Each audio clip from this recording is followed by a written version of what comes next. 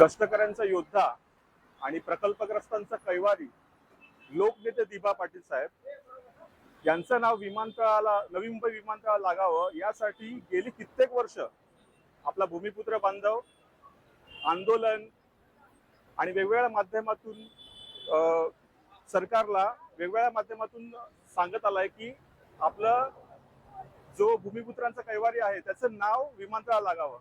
पण गेली कित्येक वर्ष शासन प्रशासन, मग त्यात केंद्र शासन असेल किंवा राज्य शासन असेल, एक प्रकारचं भूमिपुत्रांना आश्वासनच देत आलंय. हे आश्वासन गेली कित्येक वर्ष आपण ऐकतोय, पण त्या गोष्टीवरती कोणत्याच प्रकारचं एक सोल्युशन किंवा एक कोणत्याही प्रकारचं शासन त्याच्यावरती कारवाई करत नाहीये.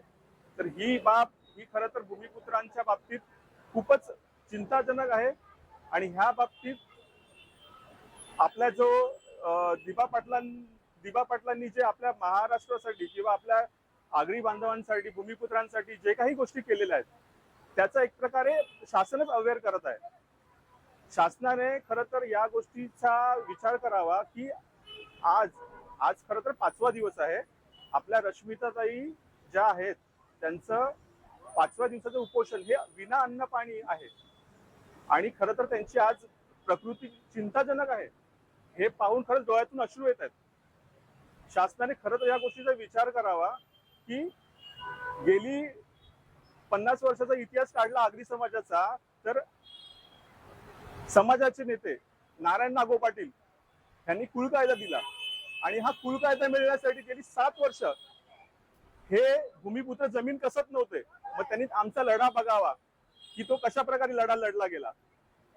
त्यानंतर दिबा पाटलांकडून खरं तर दिबा पाटलांनी ज्या पद्धतीचं आंदोलन उभारलं पनवेल उरण पट्ट्यामध्ये, हे तर आमच्यासाठी एक बालकडूच आहे. पण हे बालकडू ज्या पद्धतीची आमच्यासारखी तरुण पिढी राज्य सरकारला पटवून देते आणि हे ज्या पद्धतीने ताई पण ह्या उपोषणाच्या माध्यमातून पुढे आल्यात, तर खरं तर ही परिस्थिती पाहता शासनाने ह्या गोष्टीचा विचार करावा आणि लवकरात लवकर ह्या लोकनेते दिबा पाटील साहेबांचं नाव हे विमानतळाला लागावं, हीच आमची भूमिपुत्रांच्याकडून अपेक्षा आहे. आणि यासाठी मराठी एकीकरण समितीचे अध्यक्ष श्री गोवर्धन देशमुख हे आज या ठिकाणी आलेले आहेत. तर खरं तर मराठी एकीकरण समितीचा पाठिंबा ह्या गोष्टीसाठी आहे. तर एक प्रकारे राज्य शासनाने हा इशारा समजावा आणि लवकरात लवकर या गोष्टीचा विचार करावा आणि आमच्या मागणीचा पूर्णपणे विचार करून नाव देण्यासाठी पुढाकार घ्यावा. धन्यवाद.